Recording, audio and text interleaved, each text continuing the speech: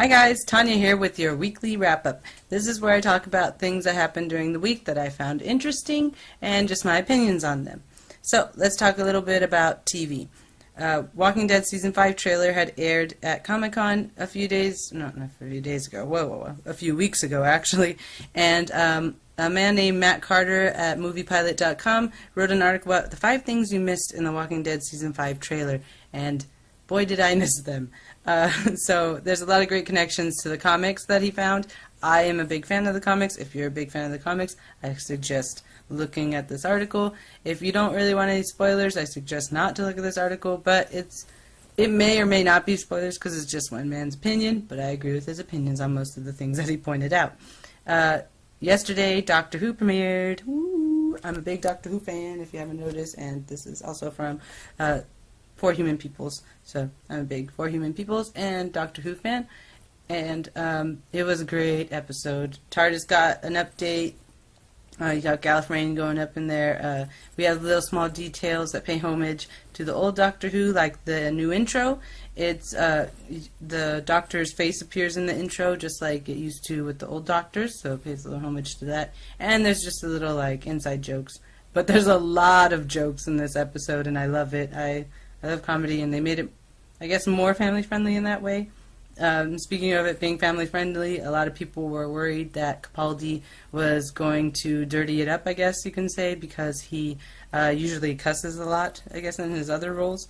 But I think he did a great job, and I'm looking forward to seeing him as the Doctor. So it'll just be a fun journey to continue to watch. Speaking about Doctor Who, there was a restaurant in New York, in Beacon, New York. I hope I'm pronouncing this city right. But there is a new restaurant called Pandorica opened, and it's a Doctor Who themed restaurant. And it looks amazing. I'd love to go there. They got on the menu spoilers and sweeties, and I think the other category is salads.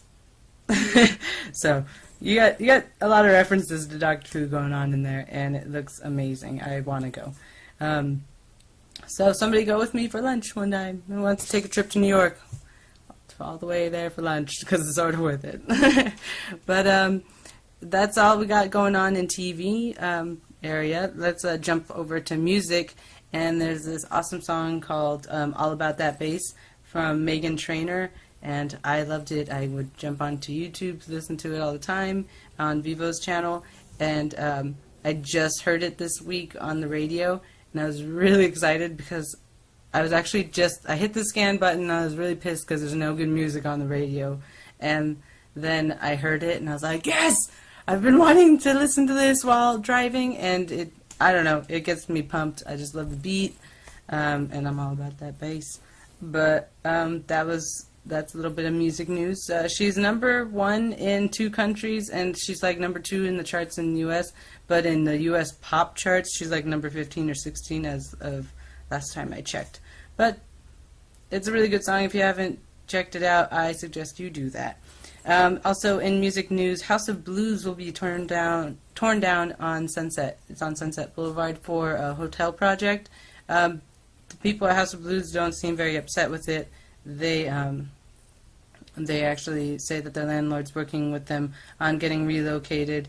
It's sort of sad that it's like moving because it's out of, like, that's where you were, but I guess if they're fine with it, maybe the patrons who go there, we shouldn't worry that much about it, because it's not like they're going away forever, they're just relocating.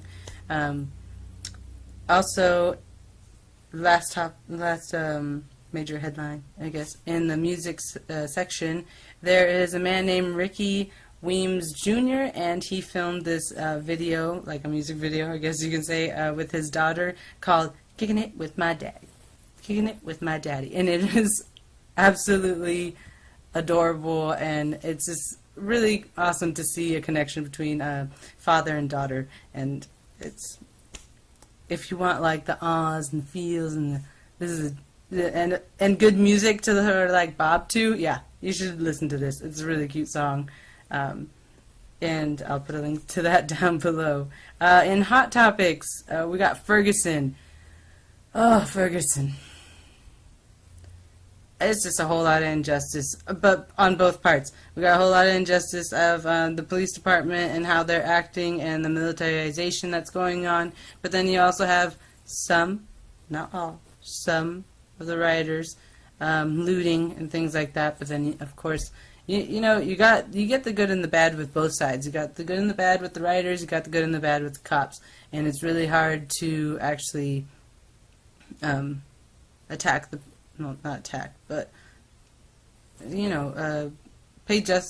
the people who are causing all these problems on both sides pay justice. And when we go after the group, you sort of go after the group as a whole, and bad things just keep happening. I really hope that justice is served on both parts. The people who are just looting businesses, you're taking advantage of a situation and trying to gain something from it for yourself and not for everybody.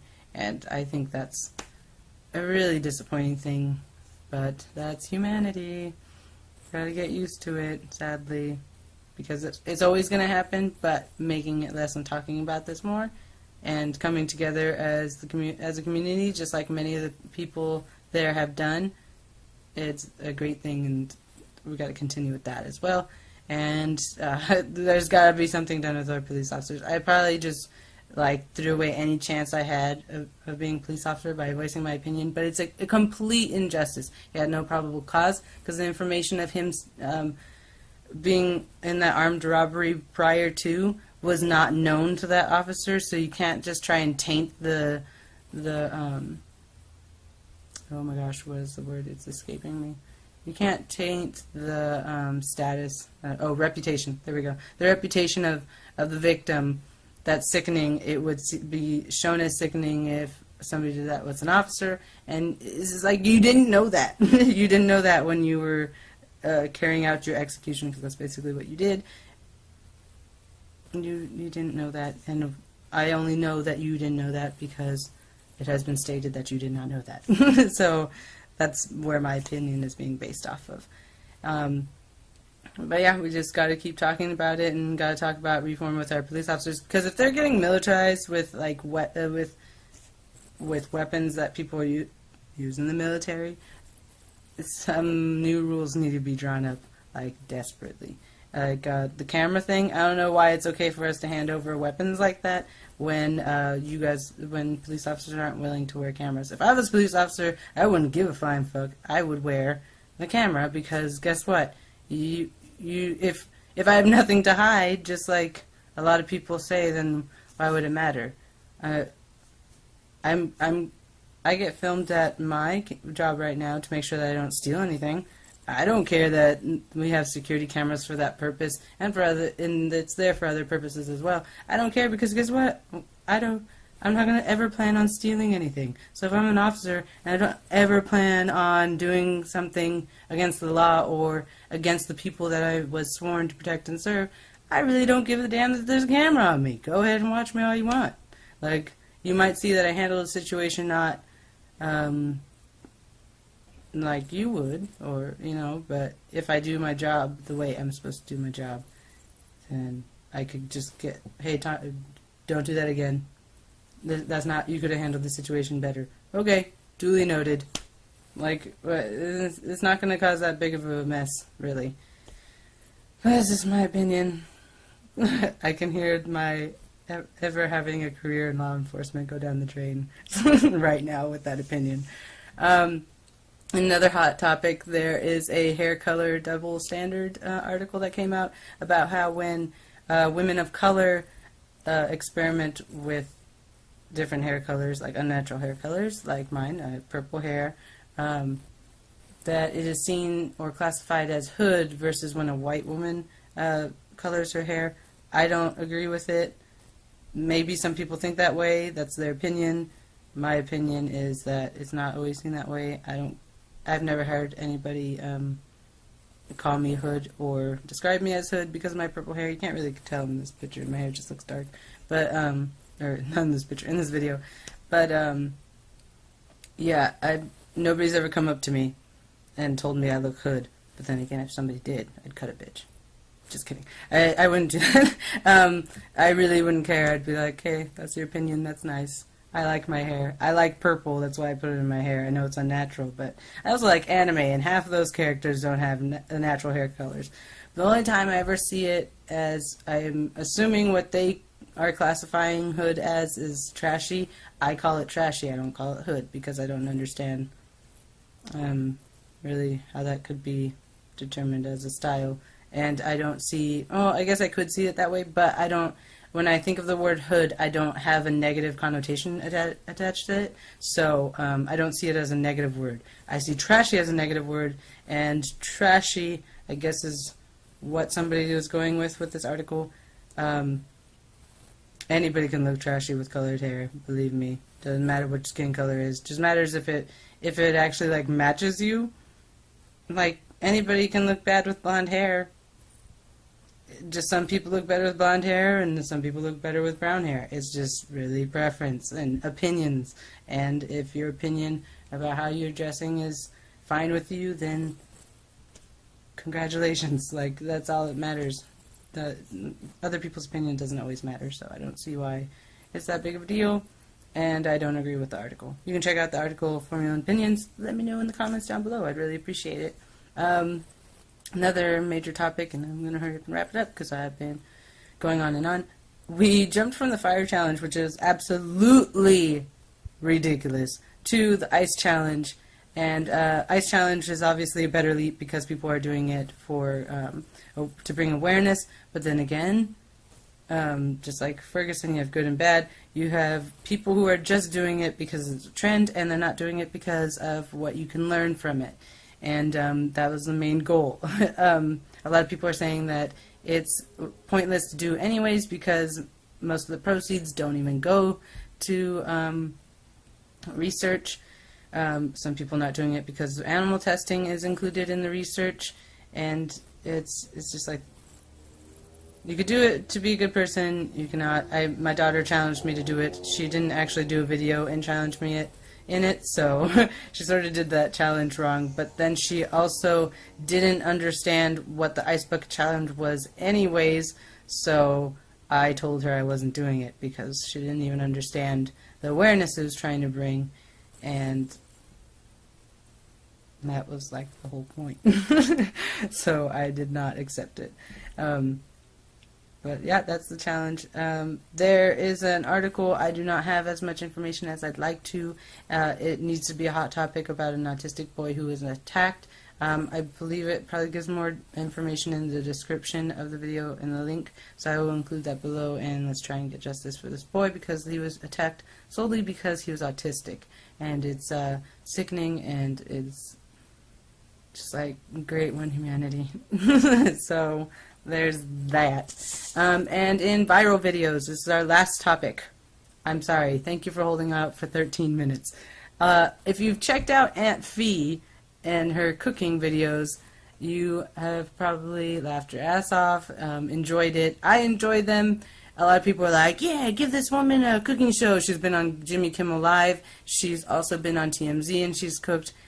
I don't agree with giving her a cooking show on television, and this is why I don't agree. We bumped Paula Deen off and, like, just ran her off the road for saying the N-word, not even on camera. She said off camera to her workers, which is still wrong. I agree. It was still wrong. But everybody wants Aunt Fee to have a cooking channel, and that lady, that lady drops the N-word a lot of times. But nobody's pointing that out because why? Why isn't anybody pointing that out? But yeah, everybody wants to give her a TV show. She also has unsanitary cooking, but I think maybe she should have a YouTube channel because you can put whatever the fuck you want up on YouTube channels. And, you know, it's only going to strive if people go and view it, so there's that. But no to her being on TV. For me, that's my vote. And a couple announces their pregnancy with Coke, Share Coke Challenge, the McGillicuddies, and it was absolutely adorable. and you guys should check that out. So thanks for staying out with me for 15 minutes now. Please comment down below about your favorite stories, if there was other topics that you wanted me to touch on, or if you want me to elaborate more on something, and I will do that. This was Tanya's weekly wrap-up, and I hope to see you guys again next week. Don't forget to like and comment below, and please subscribe. And if we get more subscriptions, I will be giving, I'll be doing giveaways. I work at a bacon company, and I'd love to send free bacon treats or novelty items. I'll probably put 3 up. I'll throw 3 at you, and you pick which one you want. But let's try and get to 50 subs for me to start doing that. All right? Okay, guys. See you guys next week.